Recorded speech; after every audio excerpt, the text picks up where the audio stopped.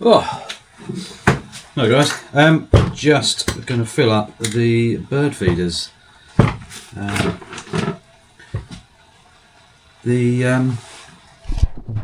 Better spot. There we go. It's absolutely chucking it down. It's disgusting out there, but the birds still want a bit of food, so they have run out. So we shall give them a bit of a top up whilst smashing the place up. There we go. Anyway, today's video is one, obviously just photography based really, and a bit of video as well. I'd really like to go out for a decent walk, but it's just been so crap recently that, you know, lack of motivation and just what's the point? It's absolutely disgusting out there. It's really not very nice. It's not even cold. I mean, I'm in shorts. But there we go. It's just annoyingly wet. And then we were struggling through the summer with pretty much a drought situation. And look at it now. It's absolutely chucking it down, and it has done for the last month really. It's not very pleasant, shall we say the least. I had a blue tit in here the other day, so I came in via the door and there was a blue tit, and he'd worked out where the food was. He let himself back out, so when Tommy used to sleep in here, there's a hole in one of the panes down here which basically failed, so cleared all the glass out, and Tommy used to come and go, and it was nice and warm in here. Obviously he slept on his bed over there, or plant tray, or whatever was around, and he'd come and go. Anyway, obviously the blue tit decided that obviously either seen I was in here and was being investigated, and came in, obviously helped himself to a few peanuts or whatever, but the fact is I came in, made it jump, and it actually just went down and flew out, and I thought, okay, that's a cleverer bird than you imagine, because it's down on the ground and out. So I thought, okay, normally birds panic and try and fly up through the window, so we have a clever bird there. But anyway, yeah, talking about, you obviously got the new A7 V camera, which, going by the specs, awesome bit of kit. I've done just a video looking at it and talking about it, what my thoughts are, so go and check that out. But it made me think, is it worth buying now the Sony A1, the original A1, as a second-hand camera for probably similar sort of money, £3 grand, 2.5, £3 grand, something like that. I'm not really sure. I haven't actually looked at the prices yet, which I'll put a couple up on the thing now as used ones if there is any. You know, is it a worthwhile purchase? I mean, I love the camera, and yeah, I mean, it's nice to have all the extra bells and whistles, the pre-capture and all that sort of stuff, but at the same time I like the challenge. Like I said in the other video, I quite like the challenge. Doing certain things, obviously for work, you know, you're doing a certain setup, images and things like that, or video, so a lot of the time you're in control of the situation, so a lot of the time it doesn't really matter that that you are sort of you know, you've got extra bits and pieces or extra bells and whistles and whatnot. There's a bit of moisture in here. I was going to sit down, but I won't. Yeah, so you know, with the A1, it was a masterpiece when it first came out. Absolute beast camera. Yeah, very expensive bit of kit, but it was way ahead of everything. There was nothing else out there that had any chance of keeping up with it when it first arrived. And obviously, slowly things have caught up. Which, you know, I think that's technology. It moves on. You know, and now the, you know, lower down the level, like the A7 IV for example, is now getting bits and pieces from the A1 Mark II. So, you know, it is what it is. It's evolution of cameras, isn't it? Does it mean you need it? Not necessarily. I mean, the A1 is bordering the best camera I'll probably ever have and need in reality. The RX10 Mark IV is still has a huge place in my heart in the photography world because it's so usable, and the shots I've got from it blow me away compared to any other camera that I've ever had the use of. And you know, it's more to do with the usability of that lens, so having 24 to 600 f2.4 to f4, so it's a very, very usable situation in that sort of respect, and it allows you to get so much more. Like today, you know, I could shoot f4, still be shooting ISO 100. The birds, if there aren't going to be any birds out there when I put the food out, but I've got more light coming in at 600 compared to the f6.3, so from the 200 to 600. So the usability of that camera does sometimes benefit me. Yet older camera isn't as quick anymore that we used to, but when it first came out it was A9 technology in there, so you know, the speed of the autofocus and all that sort of stuff. So that then, and compared to now, you know, it is what it is. And I don't think it's really the speed of anything, it's more the intelligence. So the autofocus has, for the last, I don't know, 5 to 10 years, has got better and better. And, you know, we've got faster and faster and faster, and pretty much every single camera I have owned now, up to that point, from that point to now, is very fast autofocus. It's now more to do with the intelligence. So the A1, using that as an example, super fast acquiring autofocus, but not quite as intelligent as the A1 Mark II or my A6700. So I can see the difference in real time when I'm using the A6700, for example, versus the A1. The A6700 with the AI chip in there is actually acquiring focus for a little bit longer, but not as quickly, because obviously the A1 can do a lot more, a lot faster. So there's benefits and negatives on both sides. So obviously with the A7 V they've merged 2 chips into one, which obviously makes it more efficient, and one probably keeps the cost down, and so forth.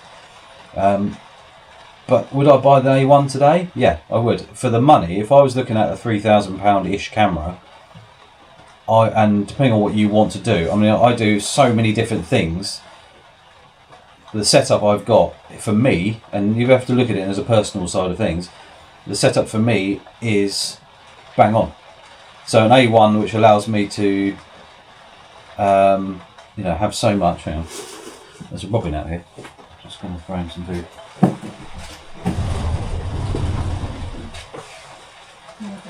Yeah.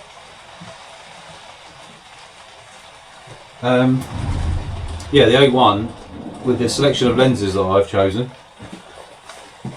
allows me to do so much. 1, for work, and 2, wildlife and all the other sort of stuff I enjoy doing on the side. So work-wise, I'm pretty much set up, and the A1 just works perfectly for what I need. The A6700 I generally use as a backup, and 2 for video, because it's tiny. With a 18 to 50, I think it is, the Sigma lens f2.8. That on the A6700 on a gimbal for filming is brilliant. The A1 with a, for example, the 35mm f1.2 on there, it weighs about 6 tons, so it makes it a lot harder work. And yeah, sometimes I do use it like that, but generally I'll pick the A6700. So even though people are thinking, do we need a new camera, this, that and the other, is your photography, what you got to think is your photography really going to change that much with a few upgrades? It's nice to have. It's like having a new car, isn't it? It's nice to have, but quite soon after having it for a while, you acclimatise to it, don't you? So at the end of the day, having something new for a period of time is lovely, especially if you can afford to have something. But you know, it's it's a never-ending cycle, isn't it? You know, how long do you keep this one before they bring the new one out, and you have to go and buy the new one? And I've been there and done it over the years, and a lot of people probably agree with me. You do buy the newest one, and you think, oh, it's going to make so much more difference. And actually, in reality, you know, yeah, having the fast autofocus and, you know, faster burst rates and all that sort of stuff does help. But at the same time, it doesn't. At the same time, your photos don't really change that much. Video side of thing, yes, you know, having better stabilisation and things like that built in makes a big difference. But for me, buying little cameras like this, like the DJI Nano, has changed the way I film. So the Pocket 3 on the back of a car or on the front of the car, the Nano just doing, you know, random videos and stuff is for social media or whatever.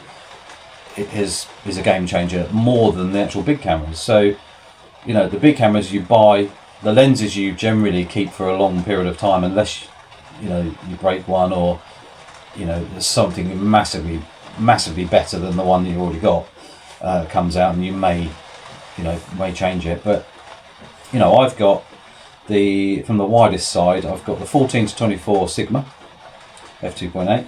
I've got the 35mm f1.2, the first version, not the newest one. But it's amazing. It's one of the most lovely lenses I've ever owned, but it's bloody huge. 85mm Sony, the f1.8. I've got the 135G Master, which the 35mm f1.2 Sigma and the 135G Master from Sony have a very similar look, so I utilise them a lot for portraits and things like that, because they give you a very, very similar looking bokeh and very similar look to the images. Super sharp, but you know, you can drop the backgrounds off nicely, even though obviously one is wide angle and one is not. So that's a really, really, for me, those two lenses. If I could have just two lenses, it would be those two. What else have I got? The 100mm Laowa 2x macro, which fantastic bit of kit, lovely lens, and the 200 to 600. So yeah, for me it's a really nice, ideal setup. It means I can do so many different things, and obviously, and the other lens I have got, which is on the A6700 all the time pretty much, is the 18 to 50 f2.8 Sigma APS C lens, which I got as an open box. I think about 100 and something quid less than it should be, so not a bad price, because it's still not a cheap lens, but it's very sharp. It's a nice lens to use. It's tiny, and on a gimbal and everything, it's just really nice to be able to have that usability. So that works. Photography is, and everyone will know this, even if you're new to it or you've been taking photos for many, many years, photography is quite a small market, but what is in that market is huge. The amount of different types of camera you can buy, the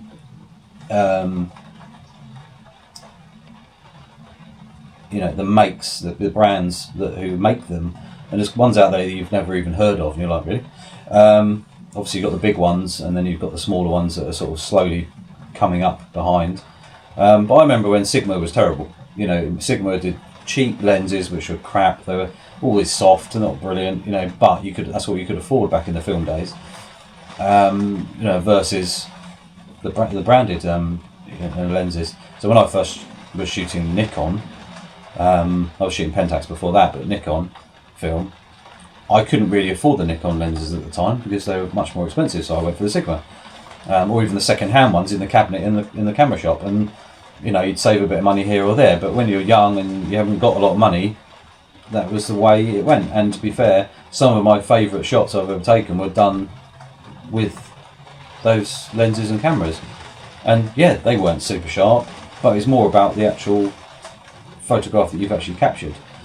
And going on to photography, I watched, if you ever watch Yanamize, who's he's got a wrapping company, as in wraps cars and things like that. He's just put a video up, so I'll put a link in the description. It's quite an interesting one, and it really proved something this morning when I watched it, how important memories are and how important photography is for people, and videography as well, because you're capturing something.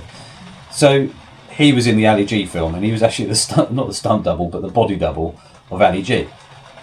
Hilarious film, and he was in there, and the photos that were taken behind the scenes he's got in an album that he was given, and the video he's talking about how he fell out with Ali G as such, because more about the release side of the release forms and stuff like that were being signed. This is way back before social media. Well, MySpace I think appeared a year later after the film, sort of like 2002, 2003. So he's showing us in the video that, you know, some of these photos, and you're thinking, blimey, how things have changed. So he's stood in a street where they filmed some of it, and he's showing you some photos and looking at what's happened and what's changed. Like the shops have changed, the actual groundwork and everything around him has changed, you know, and all that sort of stuff. So it's really interesting. But he said it really brings you back to a time that you've forgotten, because, you know, today we've moved on 25 years, you know, a quarter of a century, and, you know, we're still watching the film occasionally, but things have changed so much in the real world. It's really interesting, and it's really nice, the fact that a memory can be brought back to life with photos. You know, the AI stuff is amazing, and we can create, you know, my thumbnails, I'm using the AI to produce something that maybe looks a bit more interesting that I can do, and I don't have to spend too much time on it. That's great. But when people create AI images using themselves, so you actually have these fake scenarios and fake situations where they, I've been on holiday or whatever, complete lie, you know, but they're sat at home. That side of thing, it's like, what's the point? Because it's not a real memory. But having a wedding, for example, your memories, your photographer is there capturing your memories for that day. A lot of the time, because a lot of people don't remember it because they've seen so much going on that they can't take it all in. So photos and videos of that are amazing. Anything from a party to a day out to your holidays to, you know, we use cameras every single day of the week to photograph and film something. Could be your pets, you know, pets are huge at the end of the day. They're massively part of our family. You know, have you got a guinea pig? Have you got a gerbil? Have you got a cat? Have you got a horse? Have you got a goat? Have you got, you know, your own giraffe? You know, photographing them in your life, when they're gone, you know, it's nice to have those memories, isn't it? Same with family, you know, photographing your family members and all that sort of stuff, days out, holidays, you know, things like that, you know, it happens, you know, daily, and that's how important cameras are. And we as humans seem to love the creativity side of it, you know. So there we go. It just shows you how important photography is. You know, it doesn't matter if we're decided to, as a bit of relaxation, try and photograph a robin off a tree or a feeder, to, you know, photographing your pet, to something you've got at home and you think that's really cool. So as an artist, you look for things, particular shapes, shadows, lighting, and all that sort of stuff as well. And it gives us relaxation, if anything. A lot of the photographers out there, you know, you go out for a walk or whatever with a camera, could be anywhere, could be into town, snapping some interesting buildings, to the wildlife, out in the woods, go for a wander, you know, a lake or some scenery, or like Ian in London, his YouTube channel, he's just been to the Himalayas, I think it was, and he shared that with everyone, and it looks amazing. And the fact is, he's experienced that, all the pain and everything walking up this huge mountain, lack of oxygen, everything like that, but the film he's created, like the photos and the videos and putting the drone up and everything like that, is incredible. And there's a robin that I really want to get a photograph of, but I can't because I'm in here and I haven't got a camera with me, and you've got the nano. But for example, you're always looking for an opportunity to capture something, one, for your own benefit, and two, just to show people, you know, have you captured, you know, a kingfisher, or, you know, a robin sitting in the snow, for example. You know, all the weather that we get, you know, today is horrendous and it's not really worth it, but I could still capture a picture of a robin in the pissing rain, which is a little bit different to a nice sunny day, you know. But the thing is, like I said, photography as a market or segment of all the technology and stuff we have out there is not that huge, because the camera companies aren't that huge. I mean, Sony's massive, but Nikon and Canon aren't that huge really. Fuji and all that lot, they're not massive. Our iPhone, Apple for example, is huge. And we all have a phone in our pocket. It could be a Samsung, could be an iPhone, could be whatever, and we use them daily. They have become they've become the like disposable cameras as such. Disposable, but what we used to take back in the 2000s or 90s or 80s or whatever, you would have a disposable camera or a point and shoot Minolta or something like that, where you just put the film in, took a picture, and then had it developed. And that's one small thing, because cameras were expensive even back then. The price of them now is mega money really, but it's a bit of an investment of your own time and interests. So when we think something's expensive, if you had £3,000 for example, say £3,000 for an A75 and a used lens for £200, for example. So that's £3,000. You've got a camera set up. You've got, you can now take photos. And that £3,000, if you were just to be a hobbyist and that's all you did, how long would it take you to waste £3,000 on other things that you like to do? Visit the pub, go to restaurants, do, whatever, go bowling, go swimming, all those sort of things. How much do you get for £3,000 over a period of time versus a camera and a lens that's going to hold its value for quite a long period of time? You get so much out of it at the same time. I'm not saying doing the other activities is a waste, as in a waste of time. It's more the cost of it adds up, and you don't actually have anything to show for it afterwards.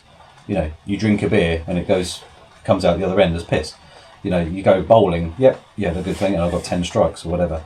You go to a restaurant, you eat your food cooked by someone else, very nice, but at the end of the day, it comes out the other end and gets flushed down the toilet. So, with the cameras, you can snap away for free basically now. Obviously when we had film cameras, it used to cost you quite a bit of money in film and processing each time. You take a 24 film camera or 36 film exposure, and you wouldn't waste them. Now we can do 30 frames per second, for example, bursting, and it's not costing you a penny. And that's the nice thing about the digital side of things, is photography has become expensive to buy the cameras, but once you've got the kit, you don't have to spend any more money to